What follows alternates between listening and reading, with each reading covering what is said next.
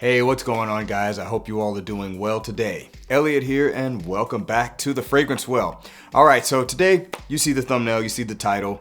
We're talking about what is niche. Why buy niche? In particular, why do I prefer to buy niche fragrances over most designer scents? I'm gonna go over it a little bit today. First of all, what is a niche fragrance? I've given my definition on what the difference is between niche and the designer is before, and that's pretty much the business model, so to speak, where designers are a part of a bigger business model where they sell other things and maybe fragrances are not their primary focus, where a niche company, fragrances are their primary focus for the business model. So for the most part, that's how I separate the two, but I do think there is something to be said about really the type of product they're putting out, who is their target audience, and what's the quality. All of that I think kind of plays into a role into what a lot of us as collectors consider to be a niche fragrance versus a non-niche fragrance. I'm going to go into that a little bit today. I got 8 fragrances here to kind of help illustrate my points, but I'm more so focusing on the brand of the fragrance, not necessarily the fragrance specifically, but we're going to get into it. So before we get started, as always, please remember to like the video, subscribe to the channel if you do like the content, and please hit that bell icon and enable notifications so you can be notified when I upload new videos. Let's get into it.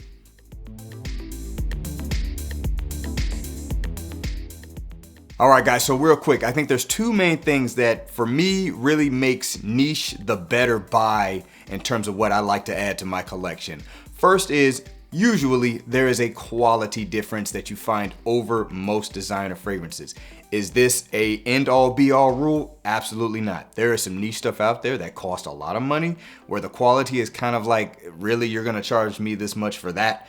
And similarly, there's designer fragrances, affordable designer fragrances where the quality is impeccable. So it is not a one-stop shop in terms of that statement, but in general, I do find that most niche brands do offer a superior quality in terms of the ingredients they use over most affordable designer brands. Also, what I really have a respect for a lot of niche brands because a lot of them, not all of them, but a lot of them stay true to a specific theme or a specific ideology around their fragrance brand. I'm not going to go into too much detail on that because I'm going to feature that right now. So first up, we've got one from the House of Ombre. This is Boundless. Ombre Boundless. So you would find this fragrance to be spicy and woody with a lot of incensey notes, some resins, a myriad of woods, a couple of spices off the top to give it a lift, and there's also some really high quality varieties of vanilla in this fragrance. But overall, the brand of Ombre is centered around some of the best ingredients that the traditional Middle Eastern perfumery has to offer. Are there other brands that probably do it better? Actually, I can tell you right now there are, but Ombre definitely does it very well, and they stick to that, and they particularly recently have found a way to do that in a way that really attracts a much larger audience with some of their newer releases, but still stays true to that mission. I think Ombre does that really well. I certainly love Middle Eastern ingredients, and I think this is one of my favorite fragrance houses, being that I have the most bottles from one house from Ombre currently in my collection. So once again, from the House of Ombre, we've got Boundless. Next up, coming from the House of the Harmonist, this is Hypnotizing Fire. I can never hold that bottle up straight. The Harmonist, Hypnotizing Fire. I've talked about this scent a lot, very popular, more and more people are getting their nose on it, which I think is great.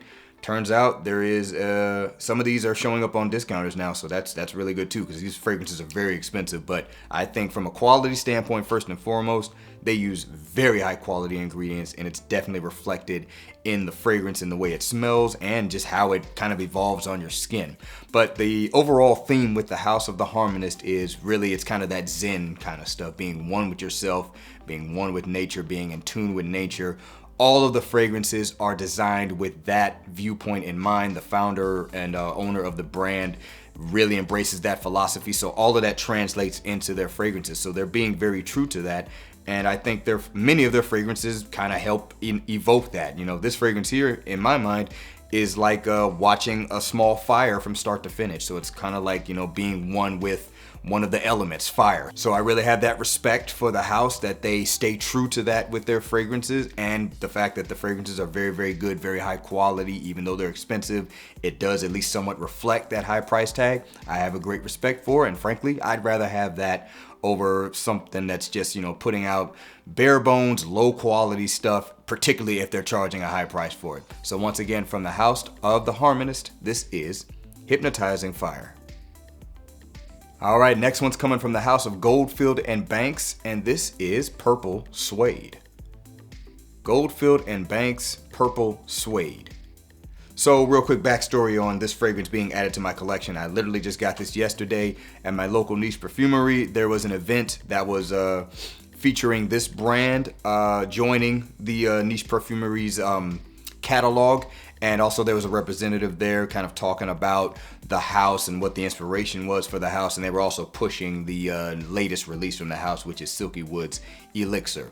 So ultimately the entire mission of the brand is to feature botanicals that are only found in Australia. That's the whole mission of the brand, and everything they release caters to that aspect in some way. So this one here features lavender that grows in Australia, and it has a completely different characteristic than most French lavenders do. I find French lavender typically is the normal lavender aromatic, spicy qualities that we're used to. This is a little bit more fruity. It almost has like a blueberry smell. It also features some leathery accords. I haven't worn it a ton yet, so I'm not going to go too much into how the fragrance smells, but that's overall what the brand is about, and I can respect that. I tried out all the ones that they at least had there from the house, and this is the one that intrigued me the most, so you'll be hearing about this one later on. But yeah, that's pretty much the overall theme of Goldfield and Banks Australia, which it does have that in the name, but that's why the brand exists, and I think the fragrances reflect good quality for what they go for. So once again, from the house of Goldfield and Banks, this is Purple Suede. All right guys, so for this next one, every now and then I like to throw in an X factor or an outlier. This next one's from the house of Bond number 9. This is Lafayette Street. Bond number 9, Lafayette Street. Now, about the house of Bond number 9. I know if you've been in the community for a while, there are certain feelings about the house of Bond number 9. I haven't really been in the community long enough to really understand that. So I'm just gonna give my honest opinion on the house of Bond number 9. Overall, this house I don't think really caters to a specific theme. I think they just release fragrances. Now here's the deal. I don't think that's inherently a bad thing. I don't think that makes you less of a company, so to speak. If that's your mission, then that's your mission. And to be honest, I think they do it pretty well. People buy their stuff.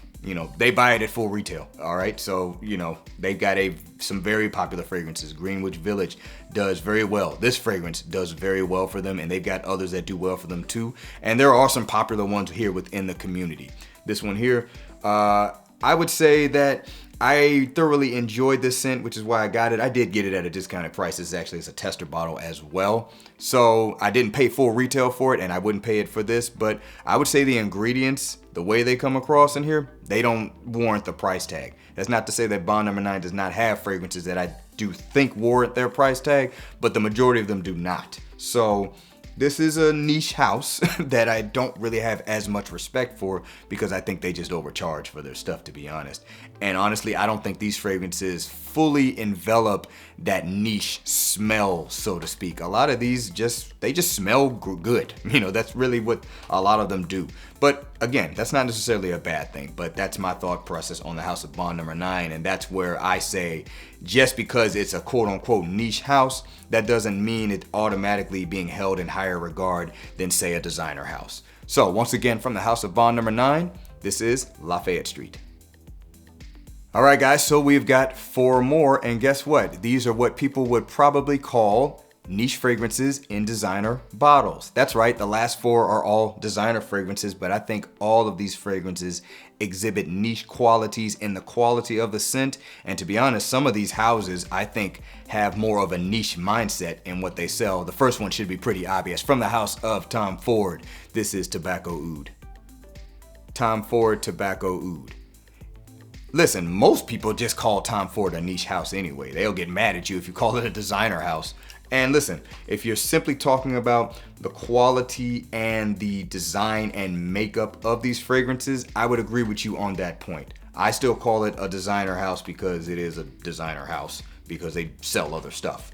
But anyway, yeah, their fragrances are bar none in terms of, what you would find in the designer realm in terms of the quality, the style, the inspiration behind them. These are very high quality fragrances. You could argue many of them are overpriced, to be fair, but I would say you're definitely getting a lot more special fragrance experiences out of their bottles compared to most designer houses. This one here with the tobacco and whiskey and the woods and the spices, I think this fragrance is masterful. And I don't really care if it's called designer or not. I think this is a superior quality fragrance, and this is why I have it in my collection. So once again, from the house of Tom Ford, this is Tobacco Oud. All right, next one's coming from the house of Issey Miyake. This is L'Odyssée pour Homme Noir Ambre. Issey Miyake Noir Ambre. I would be willing to say that people who have extensive experience with the quote-unquote colder weather fragrances from Issey Miyake would characterize a lot of them as niche quality or niche sensibilities. This one is definitely no stranger to that. It's probably why it was, kind of a mad dash to get it once it came back in stock. I do apologize if you're unable to find this. As far as I know, it's pretty much almost impossible to find now without it being ridiculously expensive. So I do apologize from that standpoint, but it definitely exhibits, what I'm talking about in this video. This is easily niche in a bottle, very Middle Eastern inspired. The saffron, the ambery notes, the spices, the warmth and leathery accords that this has. I mean, this does not smell like your typical designer fragrance. The only other cool weather scent I've gotten my nose on from Issey Miyake is the L'Odyssée pour Homme. I think it's Parfum. I think that's what it's called. Forgive me if I'm naming the wrong one, but I think that's what it's called. And it was actually at a store in Tampa, and I should have just bought it then. I don't know if they still have it, but it showed up on discounters again for a short while, but I wasn't able to get a bottle of it. I think it got stolen, actually. It was shipped to me, but I never received it, and unfortunately it sold out after that, so that's unfortunate. But that fragrance, I also thought, was maybe not completely absent of having designer sensibilities, but it was closer to niche in my opinion. I thought it was very unique and very high quality. And their warmer weather scents definitely more so sit in that traditional designer realm of fragrances, but the cooler weather ones definitely step it up quite a bit. So once again, from the house of Issey Miyake, we got L'Odyssée pour Homme Noir Ambre. All right, next one's coming from the house of Lalique. This is Ombre Noire. Lalique Ombre Noire. I didn't even realize that I basically did two fragrances back to back with the words just switched around. I did not do that on purpose. But as far as the house of Lalique goes, and certainly this fragrance, I've got, maybe 5 or 6 from the house, and all of them I've kind of felt like these are basically niche fragrances in designer bottles. They have niche sensibilities. I have all 3 of the previous iterations of Encre Noir. I don't have the latest one, but the Encre Noir Original and Sport and is it L'Extreme? All of those are definitely, niche sensibility fragrances in my opinion, with that heavy use of that vetiver. You can certainly find vetiver fragrances in designer bottles, but these are like, pushing that boundary. They're not considered really wearable. Even the Sport Flanker, it's the easiest one, but even I wouldn't say that's a wearable vetiver fragrance in the traditional sense. Particularly, I'm thinking of fragrances like Great Vetiver, but this one to me smells like a Christmas. It smells like a whiskey cellar at Christmas time. Dry woods, boozy accords, and spices, peppermint, cinnamon, spices like that. And this fragrance, from a quality standpoint, I think it's just impeccable. Especially with the price you can get it for. That's kind of the other thing that sets Lalique apart, is you can get these fragrances for great prices, and I think the quality far exceeds the price point. So again, to me, just buying niche doesn't necessarily mean, or buying a niche style fragrance doesn't necessarily mean you also have to spend a ton of money. It's just about experiencing the fragrance and deciding, hey, do you think this is a very quality scent for the price you pay for it? Anyway, from the house of Lalique, this is Ombre Noire. All right, the final fragrance for this list, coming from the house of Louis Vuitton, this is Pacific Chill. Oh wow, just completely lost focus there. Louis Vuitton Pacific Chill. So many people, again, similar to kind of Tom Ford, people say Louis Vuitton's just a niche house. I'm pretty sure they say that mainly because of the price. I get it. Their fragrances are not cheap.